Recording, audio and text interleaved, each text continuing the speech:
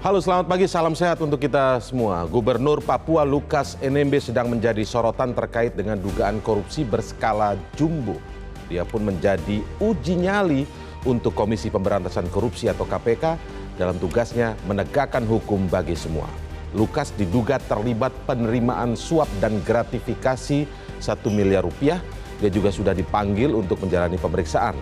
Tetapi Lukas mangkir, alasannya pun klise, yaitu sakit. Lukas pun menuding KPK tidak murni menegakkan hukum. Dia menuduh KPK melakukan kriminalisasi. Inilah topik editorial Media Indonesia untuk hari ini, Rabu 21 September 2022, dengan tema Lukas NMB, uji nyali KPK.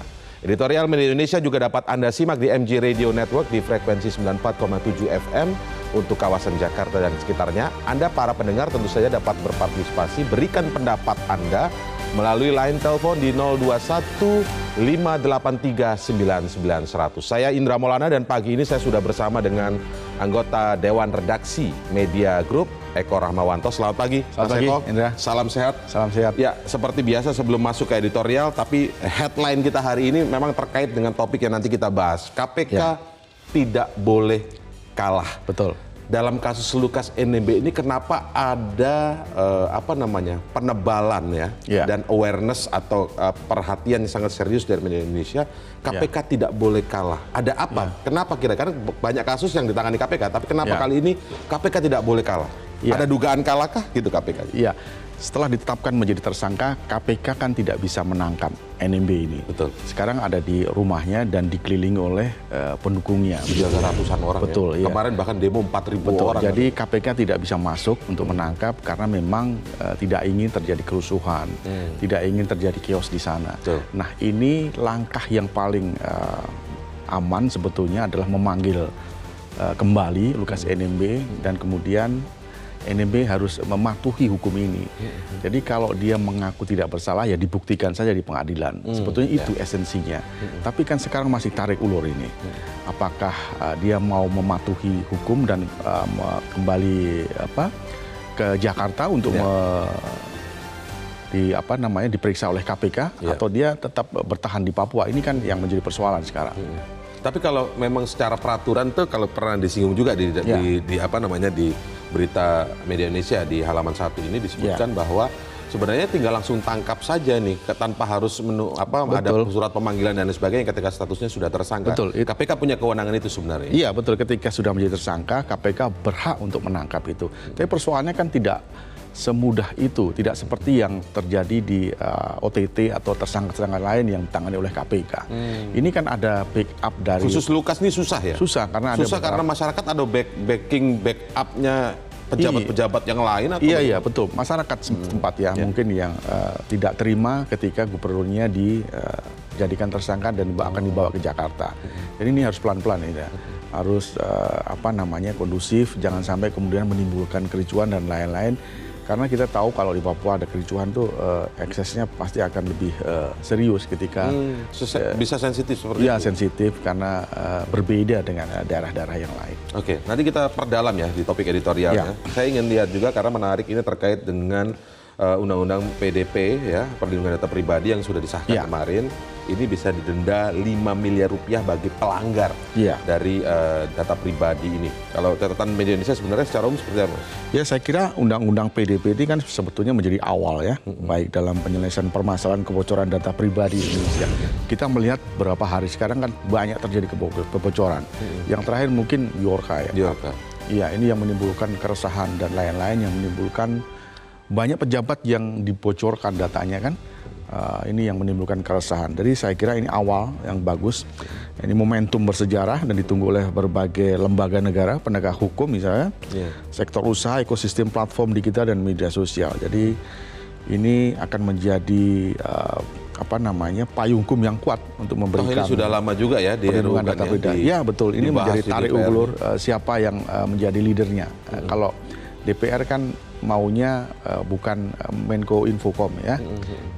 Tapi kalau pemerintah kan adanya di sana. Tapi kan sekarang sudah ada titik temu dan sudah tidak ada masalah. Buktinya sekarang sudah disahkan. Sudah disahkan ya. Ini bukan karena ada Bjorka terus langsung disahkan begitu ya? Bukan, ini kan udah lama ya. Ya, oke. Baik, kita lihat semoga undang-undang ini juga sangat bermanfaat ya tentu saja di era sekarang ini di mana digitalisasi dan lain sebagainya itu mudah sekali ya data pribadi itu tersebar dengan mudahnya begitu ya. Betul. Nah, kalau kita lihat di halaman kedua sebelum ke topik editorial kita tentu saja ya. Ini ada menarik juga soal SE Mendagri sebuah kekeliruan. Ini terkait dengan SE yang dikeluarkan oleh Mendagri kemarin ya. Terkait bahwa PJ atau pejabat untuk yang menggantikan gubernur yang sudah selesai begitu ya, pejabat gubernur ini jadi bisa melakukan pemberhentian dan mutasi ASN. Betul.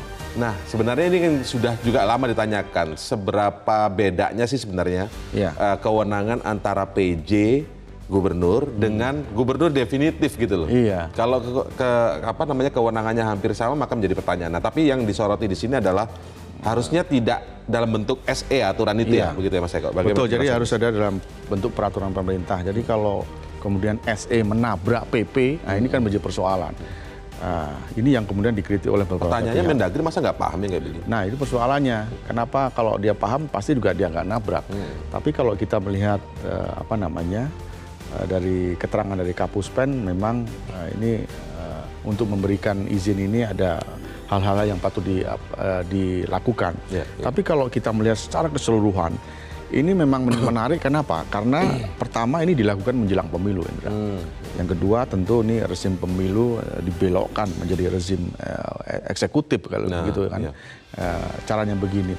Jadi tentu banyak pihak akan menanyakan kalau kemudian semua PJ ini mempunyai kewenangan sama. Sekarang kan banyak sekali PJ. Kan, iya, padahal PJ ini akan berganti nanti di 2 tahun lagi, 2024. Masanya kan panjang, 2 tahun. Masanya panjang, ini masa PJ yang sejarah terpanjang. Dan banyak sekali PJ yang ada di Indonesia. Nah ini sekarang menjadi perhatian serius. Karena ini terkait dengan politik juga ya. Ini terkait dengan pemilu, pilkada. Semua orang berhak mempertanyakan. Apalagi nanti ketika sudah mulai pemilu, pilkada, bisa nggak mereka menjadi netral? Ataukah jangan-jangan mereka berpihak kepada salah satu pasangan calon? Ini kan yang dikhawatirkan banyak pihak sebetulnya. Ya, kemudian pemberian kewenangan terkait untuk bisa mencopot ASN ataupun memutasi dengan kewenangan seperti itu jangan sampai. Mungkin ini perlu penjelasan clear ya dari Mendagri, transparansi di DPR maupun kepada publik sebenarnya kewenangan yang dilebihkan ini, karena kan disebutkan ini dilebihkan oleh Mendagri ini. Betul. Apa tujuannya? Apa karena memang waktunya karena lama atau ada sesuatu yang lain kan itu? Jangan sampai dugaan-dugaan tadi itu Mas, misalnya menjelang pemilu ini, pembersihan orang-orang dari nama orang tertentu lah misalnya ya. Ya, saya kira harus Mendagri harus mengklirkan, jangan sampai kemudian salah persepsi, kemudian banyak orang mempertanyakan, yang akhirnya kemudian orang menyebut di rezim pemilu menjadi rezim eksekutif gitu kan. Ini terkait pemilu untuk mengamankan salah satu pasangan calon misalnya. Nah ini kan nggak boleh terjadi di pemilu 2024. Oke, Mas Eko dan pemirsa, kita sekarang mulai membahas editorial kita. Sebelum nanti kita saksikan lebih lengkap tayangan editorial pada hari ini, Lukas NMB uji nyali KPK. Mas Eko, ini kalau kita lihat tadi pertanyaan saya sama. Kenapa yang khusus Lukas ini menjadi ini adalah uji nyali gitu ya? Padahal kan banyak kasus lain. Kalau terkait Papua tadi sempat disinggung juga sebenarnya KPK juga dengan mudah menjemput Bupati Mimika ya kan? Betul. Artinya ini yang kali ini perbedaannya apa? Apa karena gubernur gitu dan di Papua begitu? Ya, saya ingat 19 Mei 2020 ketika itu Menko Polhukam Mahfud MD menyebutkan ada sekitar 10 korupsi terbesar di Papua. Itu kan ada indikasi sebetulnya alarm gitu ya. Memang ada banyak pelanggaran di sana.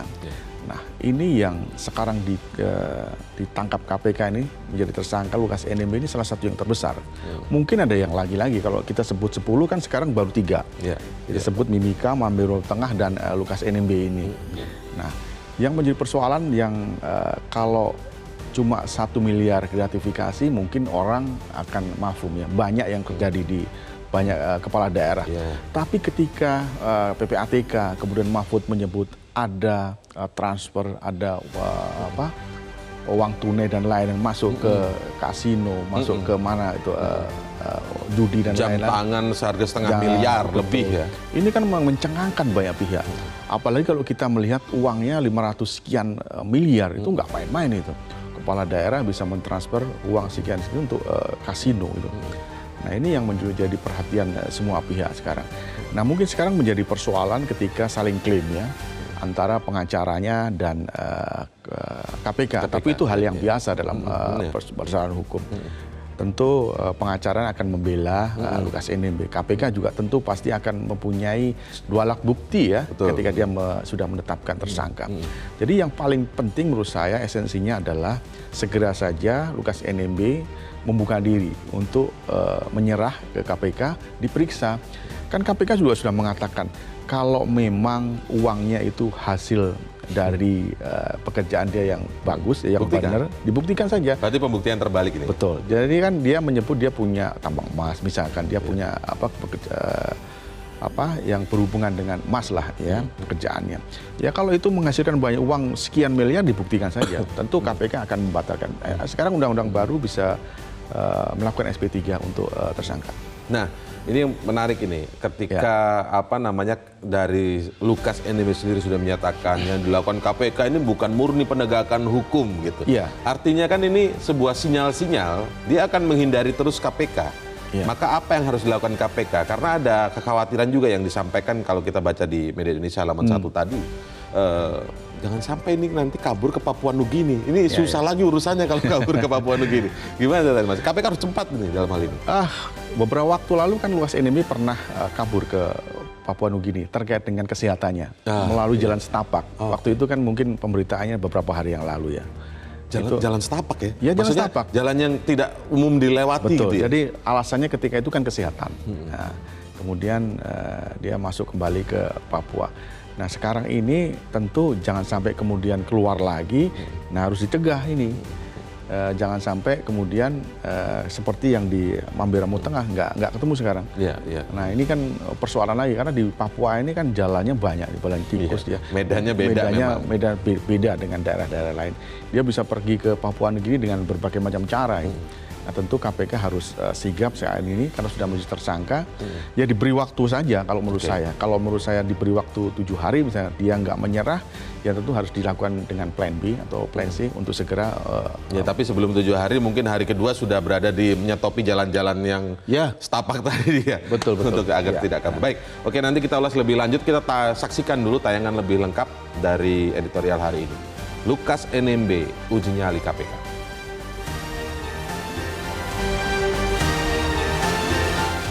Lukas NMB uji nyali KPK.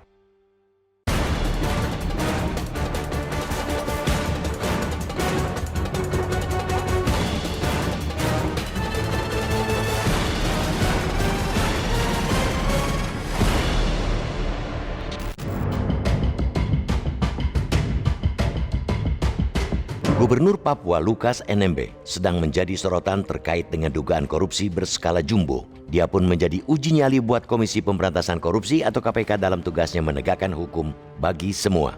Lukas ditetapkan sebagai tersangka pada 5 September. Dia diduga terlibat penerimaan suap dan gratifikasi 1 miliar rupiah. Dia juga sudah dipanggil untuk menjalani pemeriksaan, tetapi mangkir. Alasannya pun klise, seklise alasan banyak tersangka korupsi lain, yakni sakit. Dari sisi nominal, angka 1 miliar rupiah mungkin kecil buat seorang gubernur. Hal itu pula yang dijadikan dalih Lukas untuk mempersoalkan penetapan tersangka terhadap dirinya. Dia menuding KPK tidak murni menegakkan hukum. Dia menuduh KPK melakukan kriminalisasi. Lukas boleh punya alasan apapun, mengklaim apa saja. Boleh-boleh saja dia gencar menarasikan ke publik soal uang suap yang dituduhkan KPK cuma 1 miliar rupiah. Namun, KPK punya versi lain, versi yang berkebalikan dengan cerita Lukas. Soal uang 1 miliar rupiah misalnya, KPK menyebutkan jumlah itu hanya merupakan hasil penyelidikan awal. Dalam pengembangan perkara, dugaan korupsi yang dilakukan Lukas bisa mencapai ratusan miliar. Itulah yang disuarakan Menko Polhukam Mahfud MD. Dalam jumpa pers 2 hari lalu dijabarkan ada 12 laporan pusat pelaporan dan analisis transaksi keuangan atau PPATK soal dugaan transaksi tidak wajar yang melibatkan Lukas. Satu yang mencengangkan, Lukas melakukan setoran tunai di kasino judi senilai 55 juta US dollar atau sekitar 560 miliar rupiah. PPATK juga telah memblokir sejumlah rekening bank dan asuransi yang jumlahnya mencapai 71 miliar rupiah. KPK juga sedang mendalami sejumlah kasus korupsi lain yang menyeret Lukas. Sebut saja ratusan miliar rupiah dana operasional pimpinan dana pengelolaan PON. Jelas, kasus yang menjerat Lukas bukan kaleng-kaleng. Ia serius, sangat serius sehingga harus ditangani dengan sangat serius. Sejauh ini, KPK terus mengimbau kepada Lukas untuk kooperatif. Mangkir dari panggilan penyidik bukanlah sikap yang bijak, juga tak akan menyelesaikan persoalan. Kalau memang tidak bersalah, kalau memang merasa dikriminalisasi, buktikan saja semuanya di depan penyidik. KPK saat ini sudah berbeda. Sejak Undang-Undang Nomor 19 Tahun 2019 diberlakukan, penetapan tersangka oleh mereka bukan lagi harga mati. Status tersangka bisa dibatalkan. Surat perintah penghentian penyidikan SP3 dapat diterbitkan. Jadi, buat apa takut kalau memang tidak bersalah? Bersembunyi untuk menghindari pemeriksaan hanya akan membuat masalah berlarut-larut. Mengandalkan ribuan orang untuk menjaga rumah persembunyian cuma memperpanjang persoalan. Kita memaklumi menangani kasus korupsi yang melibatkan pejabat Papua tidak sesederhana di daerah lain. Dampak politik dan keamanan mengharuskan penegakan hukum di sana dilakukan dengan hati-hati. Karena itu, apa yang dilakukan KPK yang secara persuasif meminta Lukas kooperatif bisa kita pahami. Kita berharap Lukas segera menjadi warga negara yang baik dengan mematuhi hukum. Namun, harapan itu ada batasnya. Langkah tegas harus dilakukan jika tersangka terus-terusan menghambat penyidikan. Disinilah profesionalisme dan keberanian KPK diuji. Kita mendukung sepenuhnya upaya KPK memberantas korupsi di seluruh negeri, termasuk di Papua. Tidak cuma Lukas NMB, Bupati Mamberamo Tengah, Riki Ham Pagawak, dan Bupati Mimika, Eltinus Omaleng juga sudah ditetapkan sebagai tersangka. Pejabat lancung lainnya juga mesti ditindak. Bukankah pemerintah pernah mengatakan ada 10 kasus korupsi besar di bumi Cendrawasih? Kepada rakyat Papua kita ingin mengatakan bahwa penegakan hukum terhadap para pejabat korup bukan berarti negara memusuhi Papua. Justru sebaliknya, karena benar-benar menyayangi Papua, negara hendak membersihkan Papua dari para parasit agar setiap rupiah duit rakyat dinikmati rakyat.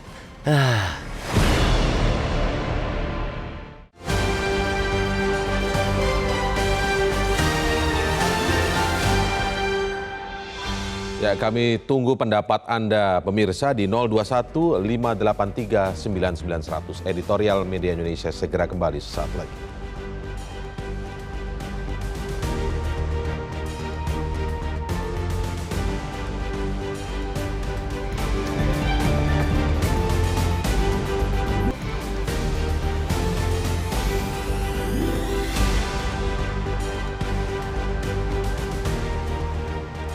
Ya, Lukas NMB uji nyali KPK itulah topik editorial kita pagi hari ini. Mas Eko, tadi kita sempat bahas di awal tadi ya bagaimana ini menjadi uji nyali bagi KPK. Tapi pertanyaan juga yang menarik adalah ketika disebut tadi ada berbagai jalan pintas dan lain sebagainya. Ini memang bagaimana KPK agar segera KPK PD dan segera melakukan tindakan yang tegas begitu dalam hal ini. Karena maksud saya begini, saya ingin bertanya. Ketika melakukan konferensi pers pengumuman status tersangka Lukas NMB itu kan didampingi Pak Mahfud MD sebagai Menko Polhukam, di situ kemudian ada PPATK yang juga ikut melakukan konferensi pers dan dugaan-dugaan aliran dana segala macam yang sebenarnya jarang loh kita lihat PPATK itu juga menyampaikan ini karena biasanya langsung melapor kepada usernya ya kalau dalam hal ini siapa penegak hukum yang meminta dan atau presiden gitu. Nah ini apakah kemudian tema kita menyampaikan seperti sebenarnya dalam konteks mendorong udah pede aja nih KPK kali ini. Karena sebelum-sebelumnya kalau kita lihat mungkin di era-era sebelumnya KPK tuh begitu form sendiri aja dia ngomong. Bahkan itu terkait dengan petinggi partai politik pun bahkan langsung disampaikan secara independennya. Bagaimana yang sekarang ini Anda melihat? Kita melihat karena penetapan tersangkanya kan sudah beberapa hari yang lalu ya. Kemudian yang kedua, ketika sudah ada pemanggilan, tersangka kemudian dipanggil untuk dimintai keterangan, kan dia tidak mau. Kemudian masih bersikukuh tetap berada di kediamannya. Bahkan di panggilan kedua pun dia tidak melakukan mengindahkan. Nah kemudian cara yang menurut saya yang elegan begitu, ya tentu untuk menyedot perhatian masyarakat, tentu Menko Polhukam selaku Menko yang membidangi politik hukum dan HAM, kemudian mengajak PPATK dan KPK untuk konferensi pers bersama. Nah, di acara preskon itu yang tentu mengejutkan ketika ada aliran dana 560 miliar itu ke kasino di 2 negara kalau tidak salah, tapi belum disebut negara mana. Nah, ini yang kemudian memantik ya perhatian publik. Oh, ternyata gede banget. Kemudian yang terakhir tentu yang ketiga mungkin karena terjadi di Papua. Eskalasinya tentu kalau ini di KPK terlalu berani maju, nanti takutnya timbul korban di sana. Iya kan, sekarang ada di rumahnya, sekarang banyak juga pendukungnya. Kalau bentrok bagaimana? Kalau diambil nanti secara paksa bagaimana? Ini kan tentu harus melalui perhitungan yang matang, Indra. Jangan sampai kemudian memakan korban dan lain-lain. Bukan soal adu keras saja ya, tapi ini bukan persoalan harus KPK tegas juga bukan. KPK pasti akan tegas dimanapun ketika terjadi OTT pasti akan dibawa ke Jakarta untuk dimintai keterangan 1 kali 24 jam, kemudian dia bisa proses hukumnya. Nah, ini kan sekarang kita tahu bahwa di Papua juga terjadi demo, ya kan? Kemarin juga demo, mungkin hari ini juga ada lagi. Terkait juga dengan kasus Lukas NMB ini, tentu pemerintah juga tidak ingin ini menjadi besar, gitu ya. Kemudian terjadi besar, juga dampaknya ke yang lain-lain maksudnya. Eskalasinya menjadi membesar karena hanya persoalan Lukas NMB ini. Oke, Mas Eko, kita tahan dulu ya, karena kita sudah tersambung dengan Wakil Koordinator Indonesia Corruption Watch atau ICW, Agus Sunaryanto. Selamat pagi, Mas Agus. Selamat pagi, Mas. Salam sehat, Mas Agus. Ya, baik Mas Agus, kalau catatan dari ICW sendiri tentang kasus Lukas NMB yang kemarin disampaikan oleh KPK, memang kalau disebutkan ini 1 miliar ya, tapi kemudian PPATK pun menyampaikan ada aliran-aliran dana yang bisa saja nanti kasus korupsi ini semakin besar angka yang kerugian negaranya begitu ya, Mas Agus. Tapi catatan ICW seperti apa, Mas Agus? Ya, memang Papua ini sangat unik karena ya wilayah otonomi khusus, kemudian anggaran yang dikelola juga dari tahun ke tahun semakin besar. Tentu menjadi perhatian juga oleh pemerintah, bahkan beberapa tahun terakhir, setahun atau 2 tahun terakhir kemarin sempat ada wacana untuk menghentikan otsus. Walaupun juga belum ada kepastian ya. Rencananya kemungkinan akan diperpanjang, tapi dengan adanya kasus ini sebenarnya menjadi refleksi gitu untuk secara ketat anggaran yang dikelola masing daerah itu yang bersumber dari APBN, APBD sendiri gitu ya. Dan kalau berdasarkan temuan kemarin, Mas Agus masih suaranya agak terputus-putus sedikit ya, Mas Agus ya. Mungkin mungkin sambil jalan kali ya, Mas Agus ya. Ini saya di dalam rumah, saya keluar rumah. Oke. Mungkin ada data terkait yang dipunya oleh ICW terkait dugaan kasus korupsi di Papua seperti apa, Mas Agus? Ya, kalau kasus korupsi sendiri di Papua memang tidak secara kami pantau ya, karena relatif kalau berbasis dari korupsi di setiap daerah yang kita bangun ini tidak terlalu cukup banyak kasus yang muncul di sana gitu ya, karena lagi-lagi persoalan jarak, kemudian juga persoalan transparansi di daerah juga jadi persoalan di sana. Kami saat ini juga sedang melakukan monitoring soal pengadaan di Papua gitu ya, karena Badan Pemeriksa Keuangan ada beberapa kasus korupsi yang terjadi di sana, itu yang kemudian memang di sana. Terlepas dari itu, menurut saya ini semua pihak, terutama menurut saya untuk legowo menyerahkan proses hukum pada hukum, karena lagi kan sebenarnya uang untuk melakukan pembelaan paling tidak pertama ketika ada penetapan Ya, baik. Ya, sayang sekali ya ini agak terputus-putus Mas Agus, kita kurang jelas mendapatkan penjelasan dari Mas Agus ya. Tapi terima kasih Mas Agus atas waktunya, nanti kita coba sambung di lain kesempatan ya Mas Agus Sunaryanto, Wakil Koordinator Indonesia Corruption Watch Agus Sunaryanto. Oke, saya kembali ke Mas Eko deh. Mas Eko, ini kan memang menarik ya kalau kita lihat catatan yang disampaikan oleh PPATK, ada 12 laporan PPATK atau transaksi keuangan terkait Lukas yang tidak wajar. Ya. Dan kalau kita lihat juga sebenarnya ini kan diendus sudah cukup lama ya. Betul. Yang menjadi catatan sulit ini seperti apa sih sebenarnya? Apakah memang karena satu lagi kita memang sedikit melibatkan unsur nama Papua dan lain sebagainya itu, apakah itu cukup hanya bisa menjadi kedok atau alasan saja begitu loh sebenarnya? Kan ini kalau kasus korupsi harusnya sama ini semuanya prosesnya. Apakah memang treatmentnya harus sangat khusus karena memang ini terkait Papua? Ya, saya kira ada treatment khusus ya terkait dengan Papua. Karena kita tahu bahwa kita tentu tidak ingin bergejolak di sana. Papua kan kita tahu bahwa kalau terjadi letupan yang kecil saja, mungkin terjadi hal-hal yang tidak diinginkan bisa terjadi di sana. Jadi mungkin harus ada cara-cara yang kondusif ya. Yang mungkin yang dilakukan oleh pemerintah sekarang tentu adalah yang pertama pemanggilan itu, pertama, yang kedua tentu cara-cara yang lebih damai itu lebih dilakukan lebih baik daripada memaksakan. Kalau kita memaksakan tentu pasti akan terjadi bentrokan. Kalau terjadi bentrokan pasti nggak bagus karena akan terjadi korban. Nah, akan lebih bagus jika dengan niat sendiri, dengan upaya sendiri dia menyerahkan diri, Lukas NMB ini kepada KPK, kemudian untuk diperiksa. Kita tahu bahwa undang-undang sekarang yang baru seperti yang Mas Agus tadi juga bilang bahwa jika dia bisa membuktikan dari mana uangnya berasal, ya, misalkan PPATK menyebut ada aliran dana 560 miliar. Ke beberapa kasino di 2 negara misalkan dalam waktu tertentu bisa dibuktikan, atau mungkin aliran dana yang lain itu berasal dari kekayaan dia, dari hasil kerja kerasnya dia. Saya kira KPK juga akan membatalkan tuduhannya ya, tersangka ini bisa dibatalkan SP3. Ini kan sekarang lebih mudah sebetulnya bagi seseorang. Artinya ikuti saja proses hukumnya. Betul ya. Kemudian toh bukan berarti kayak seperti era-era sebelumnya, karena kalau sudah tersangka itu sudah pasti terpidana gitu. Ini sekarang kan tidak begitu di dalam undang-undang. Betul, ya. Masih ada kemungkinan dia bisa ini asal dia mampu membuktikan itu begitu ya.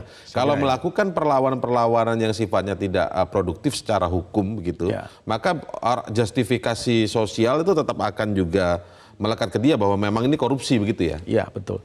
Jadi betul itu yang Pak dikatakan Indra. Tapi juga kita harus akui juga bahwa ketika KPK menetapkan tersangka minimal 2 alat bukti itu jarang mereka yang kemudian bebas. Gitu ya? Asal dia bebas. Ada sih beberapa yang kemudian di pra-peradilan menang. Jadi 1-2 lah itu. 1-2 lah. Tapi mayoritas ketika KPK sudah menetapkan tersangka, dia pasti akan masuk penjara.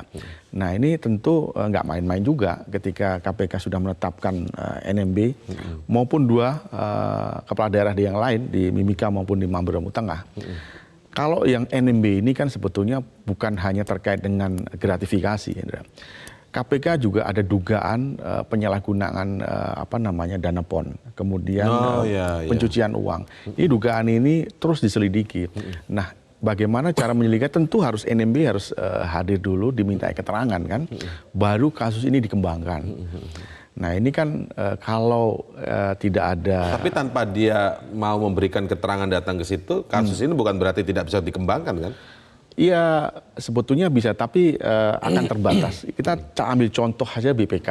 Ketika dia melakukan pemeriksaan di lingkungan pemerintah Provinsi Papua, itu juga kesulitan. Hanya cuma disclaimer gitu aja kan. Itu kenapa? Karena memang ada, dalam tanda kutip, ada penolakan atau ada nggak mau gitu ya diperiksa terkait dengan BPK ini. Memang agak sulit. Tapi tentu KPK punya cara lain lah saya kira untuk menyelesaikan kasus ini dengan lebih damai saya kira. Saya ingin membahas nanti mengulasnya bagaimana yang saya maksud tadi soal tidak produktif secara hukum yang dilakukan tadi ya tanda kutip perlawanannya dengan melakukan ini disampaikan oleh KPK sendiri ada dugaan ini mobilisasi kan demonya ini. Nah kalau ada arah ke sana berarti ini pelanggaran tersendiri sebenarnya ya. Karena kalau sampai terjadi apa dampak yang lain, sebenarnya dia juga ikut bertanggung jawab kalau ini sifatnya mobilisasi massa 4.000-an tidak kecil kan Mas Eko ya? Saya kira kalau demo dimanapun boleh. Ketika kemarin Pak Mahfud juga bilang silahkan demo asal tertib ya, Ya, oke. Tidak mengganggu masyarakat. Saya kira di dalam alam demokrasi Anda Itu boleh, ya, boleh demo. demokrasi. Tapi jangan kemudian ketika Anda membela sesuatu, membela seseorang yang dianggap mereka benar, kemudian melakukan anarkis, kemudian membakar rumah, Iya. membakar. Dan itu dimobilisasi misalnya oleh tersangkanya gitu loh. Itu Iya. menjadi satu pelanggaran tersendiri kan? Iya, kalau misalkan nanti timbul kerusuhan, ya pasti akan ada pidana. Pasti polisi juga akan bertindak untuk Setelah ada peristiwa pidananya ya Betul, begitu. iya. Oke Mas, nanti kita di segmen selanjutnya akan dengarkan pendapat dari pemirsa editorial Indonesia tentang hal ini. Kami tunggu Anda bergabung bersama kami di 021 583 9900. Kami segera kembali sesaat lagi.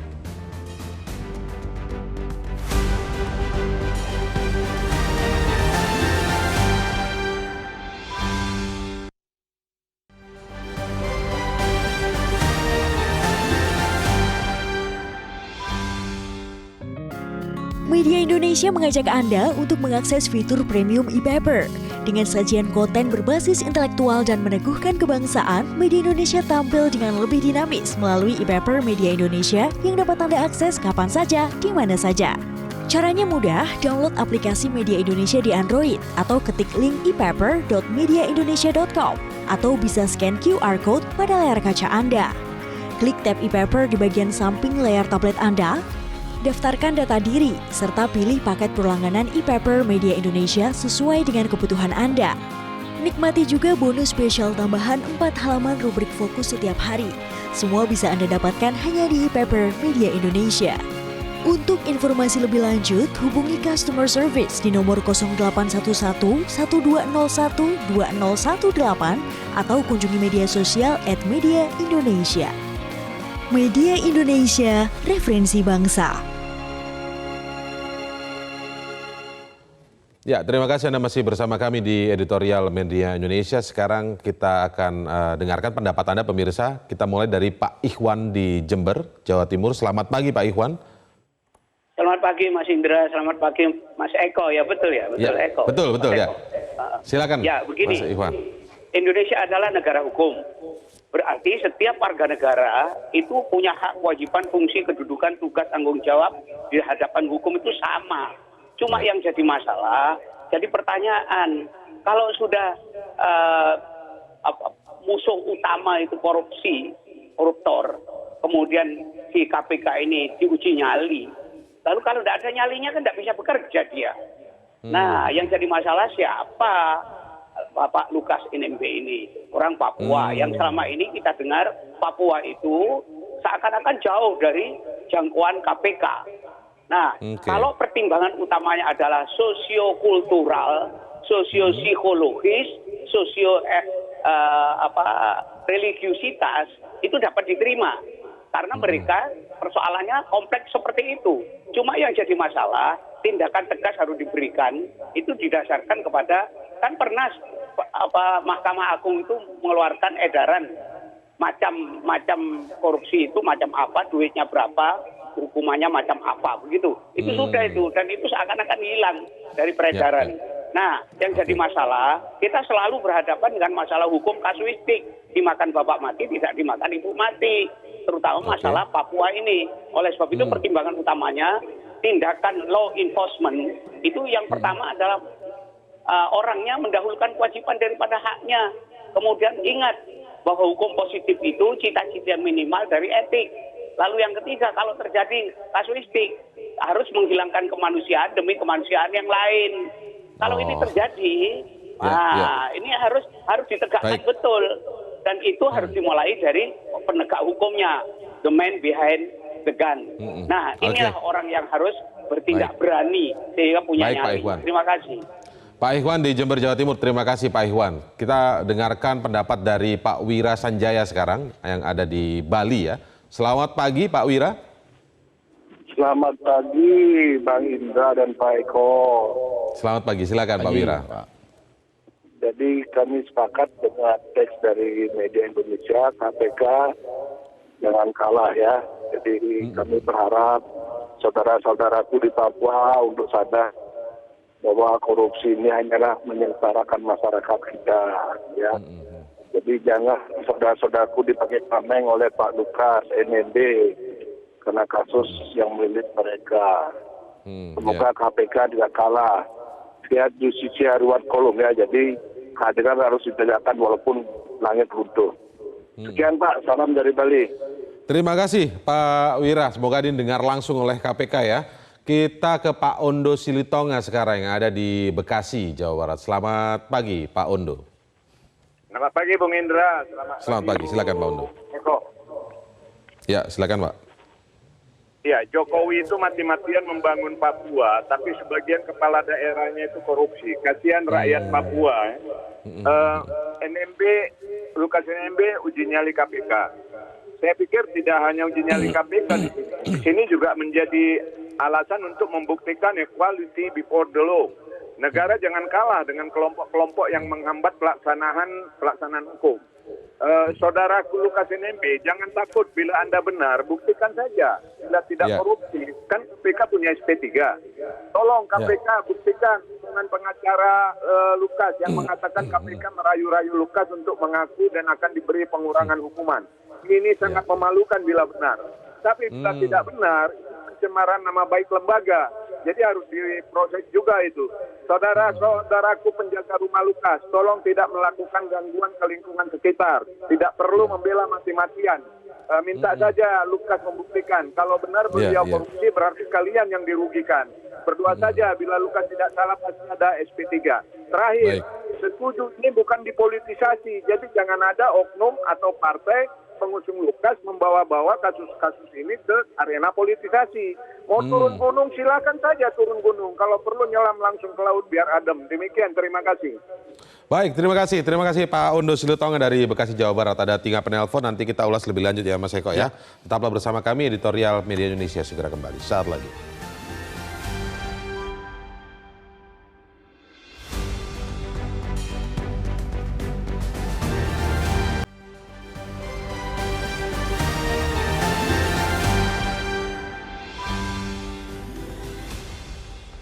Ada catatan yang menarik dari salah satu penelpon tadi, tepatnya Pak Ondo ya, yang menyinggung bahwa Presiden Jokowi ini memang sangat concern membangun Papua. Ini kalau kita lihat dari berbagai pemerintahan, memang di era Jokowi ini yang sekian kali ya terus datang ke Papua. Tapi memang ironis kemudian ketika kepala daerahnya banyak melakukan tindakan-tindakan korupsi untuk yang sudah diproses ya. Kalau ini kan masih tersangka ini.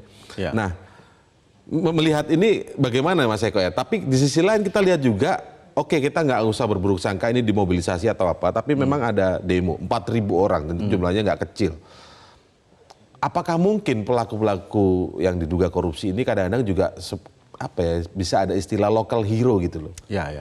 Nah kemudian ketika diproses merasa ini dizolimi gitu dan kemudian melakukan gerakan-gerakan seperti ini ditambahi dengan pernyataan dari yang tersangka sendiri mengatakan ini bukan murni penegakan hukum. Jadinya menjadi keruh kan di masyarakatnya. Bagaimana Mas Eko? Ya, untuk sementara faktanya demikian. Jadi masyarakat di Papua khususnya yang pendukungnya NMB ini yang dilontarkan oleh pengacaranya ini ada terjadi kriminalisasi Kemudian kalau gratifikasi kenapa ditransfer? Ini kan tindakan yang bodoh kalau ditransfer. Semacam itu. Jadi ini pembelaan yang wajar dari seorang pengacara. Tapi kan persoalan hukum tidak bisa dibuktikan hanya sekedar teori. Ini berpolemik di luar ini ya. Kemudian harus dibuktikan di dalam pengadilan. Ketika KPK sudah menetapkan tersangka, ya beradu argumen saja di pengadilan. Kalau Anda memang nanti dinyatakan tidak bersalah kan pasti akan bebas. Hakim juga tentu akan melihat apakah bukti-bukti yang disodorkan oleh pengacaranya betul nggak, valid nggak. Kemudian ketika dituduhkan oleh KPK 560 miliar itu mengalir ke kasino, betul nggak? Jangan-jangan itu uangnya, betul uangnya NMB. Maksudnya uang pribadi gitu, bukan uang hasil korupsi. Nah gitu ini kan yang perlu diklarifikasi, dibetulkan kalau memang itu uangnya sendiri. Kemudian hal-hal lain yang perlu dibuktikan lagi. Kemudian ketika KPK juga akan menyisir, menyelidiki kasus-kasus yang lain, misalkan soal kasus pengelolaan dana PON, kemudian pencucian uang, ini kan akan dikembangkan oleh KPK. Nah, bagaimana cara mengembangkannya kalau tidak NMB kemudian ditahan dulu untuk dimintai keterangan? Kan ini harus di-clearkan dulu. Kasus ini pasti akan berkembang lebih jauh kalau NMB punya punya kesadaran diri untuk menyerahkan diri ke KPK. Jadi ini kasus ini memang layak ditunggu karena betul seperti kata Pak Prof. Mahfud bahwa ada banyak korupsi di Papua, 10 korupsi terbesar. Nah, mungkin ini salah satunya. Iya. Nah, kalau kembali ke tema kita yang disebutkan uji nyali KPK, ya selain yang dihadapi KPK nanti mungkin masa pendukung NMB, apakah ada hal yang lain yang akan dihadapi KPK, misalnya kekuatan-kekuatan politik di Jakarta bahkan mungkin? Ya, saya kira belum ditangkapnya Lukas NMB ini mempengaruhi muruah KPK ya. Ini menjadi presiden buruk bagi KPK jika dia tidak bisa menangkap. Ketika dia sudah menetapkan menjadi tersangka, artinya dia kan harus ditangkap, dimintai keterangan di kantor KPK di Jakarta. Ini yang harus dilakukan. Kapan? Nah, ini tergantung strategi KPK. Apakah tetap menunggu demonya selesai? Apakah sudah diberi waktu 1-2 hari sampai 7 hari misalkan? Kemudian dengan bantuan dari aparat setempat untuk membawa NMB ke Jakarta. Nah, ini perlu strategi khusus. Saya kira masyarakat pasti menunggu. Yang pasti adalah equality before the law itu harus ditegakkan. Siapapun orang yang melanggar hukum, saya kira memang harus dihukum. Jangan sampai kemudian karena dia punya kekuatan massa, kemudian dia dari partai politik yang berkuasa, misalnya ya, seperti ya, atau dia punya pengaruh yang luar biasa di daerah itu, atau pegang kuncian-kuncian pejabat lain juga. Iya, ya, saya kira itu tetap harus dihukum karena memang semua di mata hukum sama. Oke. Nah, sekarang bagaimana pesan yang ingin kita sampaikan kepada masyarakat di Papua dalam konteks hal ini adalah khususnya adalah mereka para pendukung yang kita lihat di gambarnya ini kan, para pendukung, bahkan ada Save Lukas NMB. Ya. Nah, memberikan pandangan bahwa proses hukum ini wajar-wajar saja sebenarnya. Mereka boleh menyuarakan pembelaan-pembelaan, tetapi bukan berarti kemudian menjadikan dirinya adalah pagar hidup membuat Lukas NMB tidak bisa dijemput ke KPK begitu. Ya, saya tetap percaya bahwa Lukas NMB akan menyerahkan diri ke KPK. Kapan waktunya saya belum tahu. Tapi kalau melihat dari pernyataan dari pengacaranya bahwa sekarang sedang sakit, saya nggak tahu sakit apa. Memang dalam beberapa hari yang lalu penyakitnya itu kan ada beberapa macam, ada diabetes dan lain-lain, yang menyebabkan dia mungkin tidak ingin untuk sekarang pergi ke Jakarta untuk dimintai keterangan dan lain-lain. Saya kira jadi kita berbaik sangka dulu ini memang karena betul. Sakit betul ya? Iya, saya kira lebih baik setelah sakitnya itu mulai mereda, kemudian pengacara juga berhubungan dengan aparat, kemudian untuk diterbangkanlah ke Jakarta untuk dimintai keterangan. Saya kira itu akan lebih baik bagi NMB, juga bagi masyarakat Papua. Ini harus di-clearkan persoalan ini.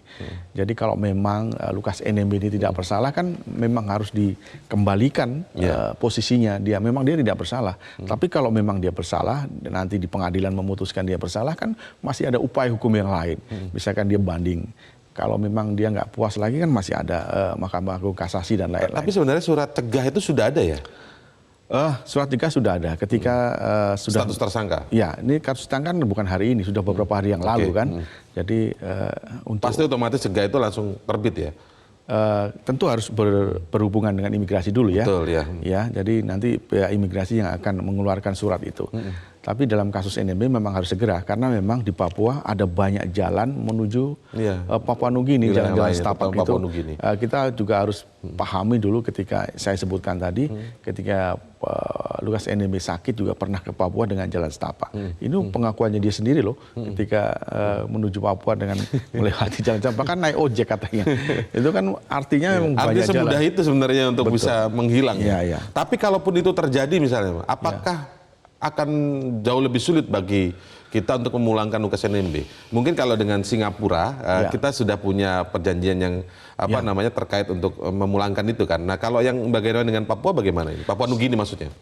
Ya, kalau Papua Nugini Akan sulit sekali kayaknya ya.